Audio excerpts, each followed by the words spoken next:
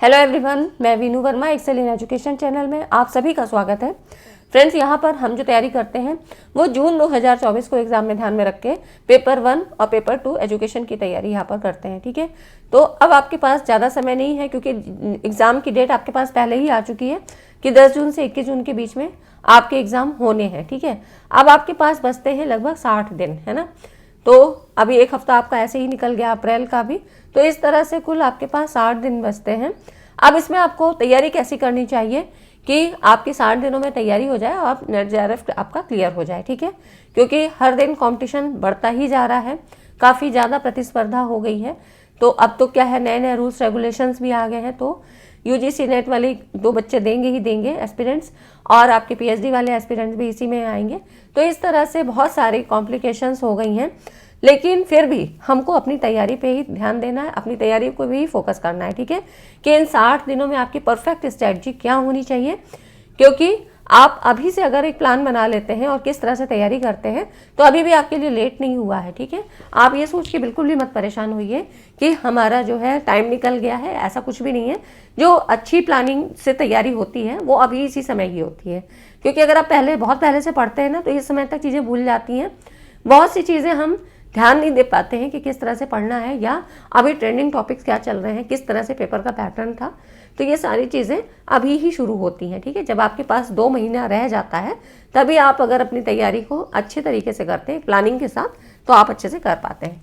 आज हम इसी सब चीज़ों को यहाँ डिस्कस करेंगे। तो चैनल पर अगर आप पहली बार आएँ तो सब्सक्राइब कर लीजिएगा और टेलीग्राम चैनल को भी ज्वाइन कर लें, लिंक आपको डिस्क्रिप्शन में मिल जाता है। ठीक है, और मेरी आपने देखा होगा PYQ सीरीज़ भी चल रही है, मास्टर क्लास सीरीज़ भी है, और यूनिट वाइज ही चीज़ें मैंने भी कवर करवा दी हैं। ठीक है, तो आपको जितने इंपॉर्टेंट कॉन्सेप्ट हैं, न्यू कॉन्सेप्ट हैं, वो सारी चीज़ें आपको वहाँ पे मिल जाएगा, आप देख लीजिए।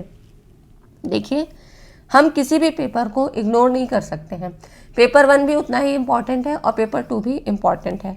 पेपर 1 आप सभी को पता है कि यहाँ पर 50 क्वेश्चन होते हैं, 100 मार्क्स का होता है, 10 यूनिट यहाँ पढ़नी है आपको। ठीक है, अभी तक कोई नेगेटिव मार्किंग नहीं है, तो ये आपके लिए प्लस पॉइंट हो जाता है। ठीक है, तो यहाँ पर आपको ये प्लस पॉइंट है कि कोई नेगेटिव मार्किंग नहीं है, तो आप अपने अंदाजे से भी कुछ चीज़ों को अटेम्प्ट कर सकते हैं। ठीक है, अगर थोड़ा भी आइडिया है आपको तो आप क्वेश्चन मत छोड़िएगा, आप उसको भी सॉल्व करिएगा। CBT मोड पे होता है, MCQ based multiple choice question ही आते हैं, सारी चीज़ें आप जानते हैं, है ना। तो ये तो ये स्ट्रक्चर की बात, और पेपर 1 को भी अच्छे से टारगेट में लेना है। ठीक है, और देखिए 10 यूनिट हैं, तो ये यूनिट्स हैं, यहाँ पर देखिए इन यूनिट्स को आपको अच्छे से पढ़ना है। ठीक है, आपने सिलेबस देखा होगा और मैंने भी दे दिया है, आप नहीं हो तो आप टेलीग्राम पे देख लीजिएगा, वहाँ पर मैंने सिलेबस आपको दे रखा है। तो इस तरह से अभी तक तो आपने देख ही लिया होगा। 10 यूनिट हैं, आपको पता है, जिसमें आपको यहाँ पर कुछ चीज़ें आपको जो है प्रैक्टिस पर निर्धारित है, जैसे कि मैथमेटिकल रीजनिंग है, डेटा इंटरप्रिटेशन है। ठीक है, लॉजिकल रीजनिंग भी कुछ कुछ प्रैक्टिस पे ही आता है। तो इस तरह से ये सारी चीज़ें आपकी कॉम्प्रिहेंशन, इसके लिए कुछ अलग से प्रैक्टिस की ज़रूरत नहीं है, आगे मैं बताती हूँ किस तरह से आपको करना है। अब देखिए, जो टीचिंग एप्टीट्यूड है, रिसर्च है ना, यहाँ पर teaching aptitude, research aptitude, communication, और आपका ICT, फिर है पीपल डेवलपमेंट, एनवायरनमेंट और हायर एजुकेशन। ठीक है, तो ये जो यूनिट्स हैं ये आपकी थ्योरेटिकल हैं।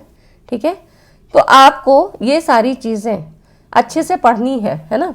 इन सारी चीज़ों में आपको कुछ ट्रेंडिंग टॉपिक्स भी मिलेंगे जो न्यू टॉपिक्स हैं, न्यू कॉन्सेप्ट है, और आपको परेशान नहीं होना है कि मिलेंगे कहाँ से, वो मैं खुद भी करवा रही हूँ।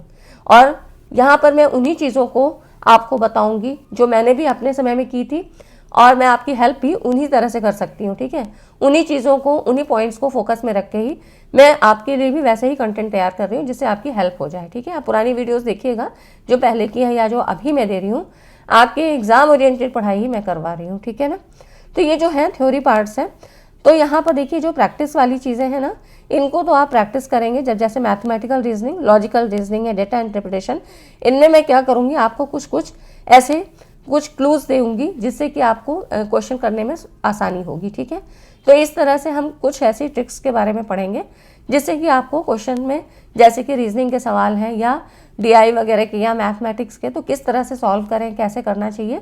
ठीक है, घबराना नहीं है कि किस तरह से हमें मैथ नहीं आती है, मैथ नहीं आती है तो आप इनको भी लेके चलेंगे, लेकिन थ्योरी पार्ट को अपने ज़्यादा मजबूत करेंगे, है ना। तो इस तरह से अगर आप 7 यूनिट बाकी जो कर लेते हैं अच्छे से, तो आपका वैसे भी क्लियर हो जाता है, ठीक है। तो अब यहाँ पर देखिए जो आपकी पीपल डेवलपमेंट, एनवायरनमेंट की, हायर एजुकेशन की और आपकी जो है यहाँ पर देखिए आईसीटी है ना, यहाँ से आपके करंट के सवाल भी बनते हैं, ठीक है। तो करंट के सवाल भी आते हैं, ये मैं आपको यहाँ से कवर कराऊंगी, ठीक है। तो ये हो जाता है आपका कि क्या पढ़ना है, कैसे पढ़ना है ना। तो अब देखते हैं यहाँ पर देखिए, मैंने कहा ना पेपर 1 और पेपर 2 दोनों की ही इंपॉर्टेंस है। एग्ज़ाम डेट आपकी आ ही चुकी है 10 जून से 21 जून, तो आपके पास ज़्यादा समय नहीं है। और यहाँ पेपर 1 में क्या है, डाइवर्सिटी इन सिलेबस है, मतलब आपको यहाँ पर कम्युनिकेशन भी पढ़ना है, एनवायरनमेंट की जानकारी भी होना चाहिए, करंट में क्या चीज़ें चल रही हैं वो भी होना चाहिए, है ना। गवर्नमेंट की स्कीम कौन कौन सी आई हैं, हायर एजुकेशन से संबंधित ये भी चीज़ें पता होनी चाहिए। तो इस तरह से बहुत ज़्यादा डाइवर्सिटी, विविधता बहुत है सिलेबस के अंतर्गत। तो आप लेकिन इसको अच्छे से कैरी कर सकते हैं। अगर आप पेपर 1 को अच्छे से तैयार करते हैं तभी आप जो है JRF तक पहुंच पाते हैं, ठीक है। तो पेपर 1 को बिल्कुल इग्नोर नहीं करना है, पेपर को अच्छे से समझना है, इसके पॉइंट्स को समझिए, इसके सिलेबस को समझिए और अपना सिलेबस देखने के बाद आप अपने स्ट्रॉन्ग और वीक पॉइंट को समझिए, है ना। स्ट्रॉन्ग पॉइंट है जो आपका, तो उसको और अच्छा स्ट्रॉन्ग करिए, उसमें पूरी कॉन्फिडेंस रहना चाहिए कि जो भी पढ़ रहे हैं वो हम सही पढ़ रहे हैं और आप जो है उससे क्वेश्चन को सॉल्व कर सकते हैं, ठीक है। रटने की ज़रूरत बिल्कुल भी नहीं है और जो आपका वीक पॉइंट है उस पर थोड़ी ज़्यादा मेहनत करनी है, ठीक है। तो स्ट्रॉन्ग पॉइंट से क्या फ़ायदा होगा कि उसके सवाल तो बिल्कुल भी गलत नहीं होने चाहिए, ठीक है। कई बार सवाल हमारे आते हुए भी गलत हो जाते हैं क्योंकि हमारा कॉन्सेप्ट नहीं क्लियर होता है। तो कॉन्सेप्ट का क्लियर होना बहुत ज़रूरी है। और मैं जो चीज़ें आपको बताती हूँ, अगर मैं 10 PYQs भी कराऊंगी ना तो उसमें भी आपके कॉन्सेप्ट पूरे 10 के 10 कॉन्सेप्ट या उनसे रिलेटेड कॉन्सेप्ट सारे आपको कवर कराती हूँ, ठीक है। तो इसलिए आपको परेशान नहीं होना है, आप बस मेरी हेल्प करिए, मैं आपकी हेल्प करती हूँ, ठीक है। तो इस तरह से JRF तक हम बिल्कुल पहुँचेंगे, है ना। तो यहाँ पर वीक पॉइंट यही हो सकता है कि अगर मैथ्स किसी का कमज़ोर है, मैथ्स से नहीं है, साइंस बैकग्राउंड से नहीं है, तो वहाँ थोड़ी प्रॉब्लम आएगी, लेकिन कोई बात नहीं है। सारी चीज़ों को देखिए, समस्या है तो समाधान भी यहीं पर है, ठीक है। तो सारी चीज़ें हम मिलकर करेंगे, कोई इसमें प्रॉब्लम नहीं है। अभी भी 60 दिन है आपके पास, है ना, जिसमें से आपको जो है करना क्या है, किस तरह से करना है, ये चीज़ें मैं आपको बता रही हूँ।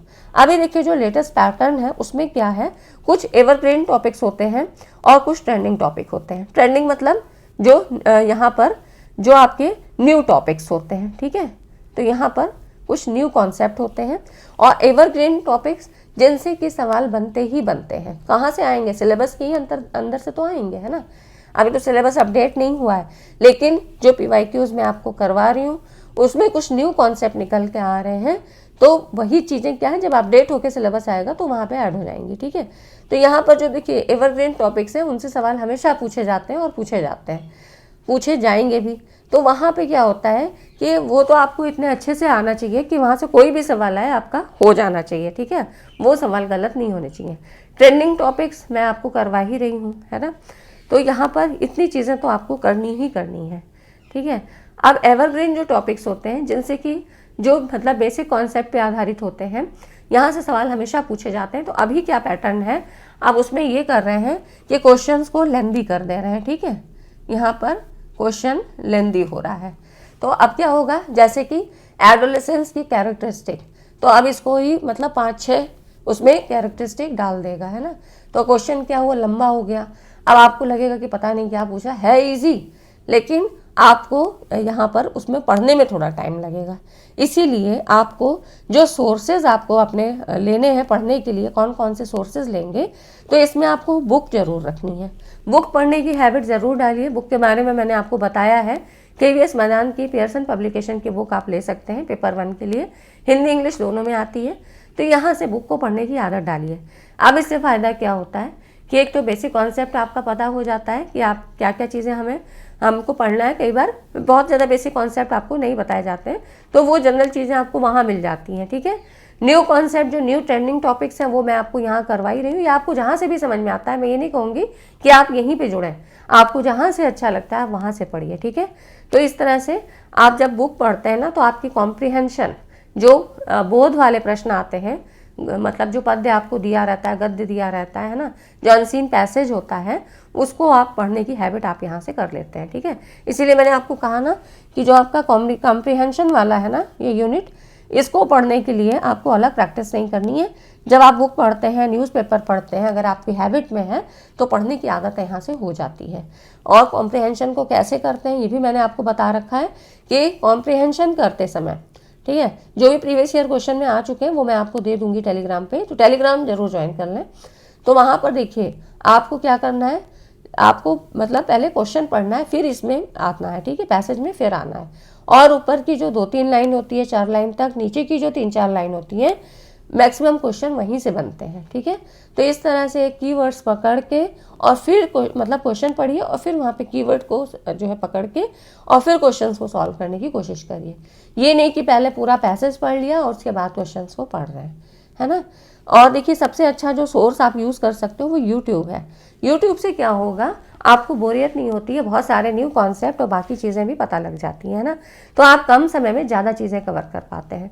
और मेरी हमेशा कोशिश होती है कि आपका समय बर्बाद ना करूं और जितनी भी चीज़ें हैं मैं ऑथेंटिक चीज़ें सारी बता के आपका कॉन्सेप्ट क्लियर करा दूं, ठीक है।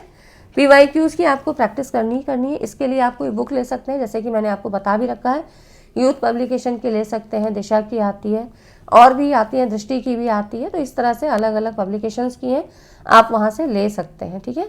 या आपने अगर कोई कोर्स परचेस कर रखा है फिर तो कोई बात ही नहीं है, आपके वो जो मेंटर होंगे वहाँ पे तैयारी करा ही रहे होंगे, ठीक है। लेकिन PYQs की प्रैक्टिस ज़रूर करना है और इन्हीं के आधार पे फिर आपको क्या करना है, उनसे ऑप्शंस निकालने हैं और वहीं से आपको नए टॉपिक्स मिलते हैं, ठीक है। तो वो सारी चीज़ें छोड़नी नहीं है, वो ज़रूर पढ़नी है। तो यूट्यूब पे पढ़ने से क्या होता है कि जल्दी जल्दी आप फॉरवर्ड करके भी देख सकते हो, पढ़ सकते हो अपने हिसाब से भी, है ना। आप अपनी स्पीड अपने हिसाब से जो है उसको एडजस्ट कर सकते हो, ठीक है। तो यहाँ पर new topic, trending topics, PYQ सारी चीज़ें आपकी हो जाती हैं। तो ये हो गया। और बुक पढ़ने से आपकी कॉम्प्रिहेंशन में जो प्रॉब्लम आती है कि स्क्रीन पे हम कैसे पढ़ें, किताब में हम कैसे पढ़ें, तो आपकी बहुत सारी चीज़ें रीडिंग हैबिट से आपकी कवर हो जाती हैं, ठीक है। तो क्वेश्चन आपको दे दूंगी मैं, जिससे कि आपको स्क्रीन पे पढ़ने की आदत भी उतनी ही अच्छी रहे, है ना। तो ये सारी चीज़ें हो गई। उसके बाद देखिए यहाँ पर आपको सेल्फ स्टडी करनी ही करनी है। आपने चाहे कोर्स खरीद रखा है या आप खुद से पढ़ रहे हैं, सेल्फ स्टडी ज़रूर पढ़ना है, क्योंकि अल्टीमेटली मेहनत आपकी ही होगी जो कि रंग लाएगी, है ना। नोट्स मेकिंग ज़रूर करिए, वो भी पिक्टोरियल फॉर्म में, मतलब ग्राफ के थ्रू, कोई फिगर के थ्रू, लाइन डायग्राम के थ्रू, ऐसे लिखने की हैबिट थोड़ा कम करिए, जिससे कि कम समय में आपका ज़्यादा हो जाए, है ना। तो ये हो जाता है आपका। और जो ऑप्शन दे रहते हैं ना, जब आप PYQs करते हो तो जो ऑप्शन होते हैं इन्हें क्लासीफाई करना है और इन ऑप्शंस को भी फिर से ढूंढ के पढ़ना है। तो उसी समय आपको नोट्स भी बना लेने हैं, ठीक है। जो मेन पॉइंट्स आते हैं वो आपको नोट्स में ऐड करते चलना है। अब ये सारी चीज़ें आप करोगे कितने दिन में, तो ये देखिए इस प्लान को आप 40 डेज में करने का टारगेट रखिए। अब सबका अपना अलग अलग स्ट्रेटजी हो सकता है, अपनी अलग अलग टाइम की भी लिमिट हो सकती है। कोई आप में से कोई वर्किंग होगा, कोई हाउसवाइफ है, या कोई कुछ और कर रहा होगा। तो इस तरह से सबका टाइम शेड्यूल अलग होगा, ये आपको अपने हिसाब से एडजस्ट करना है। लेकिन ना तो पेपर 1 को इग्नोर करना है, ना पेपर 2 को इग्नोर करना है, ठीक है। तो 40 डेज में इसको करने का प्लान सेट करिए और उसके बाद सिलेबस को जो भी है लास्ट के 20 दिनों में इसको रिवाइज करेंगे और PYQs की प्रैक्टिस ज़्यादा से ज़्यादा करेंगे, ठीक है। तो ये चीज़ें आपकी हो जाती हैं जिनको ज़्यादा से ज़्यादा आप टाइम दीजिए। और करंट अफेयर्स आपको पता है कि ICT में आता है, हायर एजुकेशन में आता है, पीपल डेवलपमेंट, एनवायरनमेंट में, यहाँ से करंट के सवाल आपके बनते हैं। तो वो चीज़ें मैं आपकी ऑलरेडी करवा रही हूँ, ठीक है। तो आप इसलिए चैनल पे बने रहिए और वीडियो अच्छा लगा तो वीडियो को लाइक एंड शेयर ज़रूर कर दें, ठीक है। तो सेल्फ स्टडी बहुत ज़रूरी है, कितना भी कोई पढ़ा दे, अल्टीमेटली पढ़ना आपको ही है, समझना आपको है, क्योंकि एग्जामिनेशन हॉल में जाके वहाँ का फेयर ही अलग तरीके का होता है, आती हुई चीज़ें भी हम गलत कर देते हैं, ठीक है। तो बिल्कुल कॉन्फिडेंस के साथ आपको ये सारी तैयारी करनी है और किसी भी चीज़ के लिए आपको परेशान नहीं होना है। मैं एवरग्रीन टॉपिक पे भी वीडियो आपको दूंगी, ठीक है। और आपकी जो ट्रेंडिंग टॉपिक न्यू कॉन्सेप्ट पे आधारित है वो तो वीडियो आपको रोज़ ही दे रही हूँ, ठीक है। PYQs मैं करवा ही रही हूँ, मतलब इधर जो 2-3 साल के PYQs हैं ये आपको ज़रूर करने हैं, ठीक है। कम से कम 3 साल के, 2020, 21, 22, 23 इस तरह से, क्योंकि उसके पहले वाले तो पैटर्न मतलब बहुत आसान रहता था, इतना टफ नहीं रहता था। लेकिन अभी क्या है, नए नए कॉन्सेप्ट पूछे जा रहे हैं, क्वेश्चंस को लेंदी किया जा रहा है ना। एलिमिनेशन टेक्निक, आप जो ऑप्शन को कैसे जो है एलिमिनेट करोगे, ये सारी चीज़ें जब मैं करवाती हूँ आपको क्वेश्चन, तो मैं आपको खुद ही बताती हूँ, ठीक है फ्रेंड्स। तो इतना कुछ आपको करना है और परेशान नहीं होना है। सारी चीज़ें मैंने यूनिट वाइज भी कवर करवाई हैं और अभी भी आपको डेली वीडियो मिल रही हैं।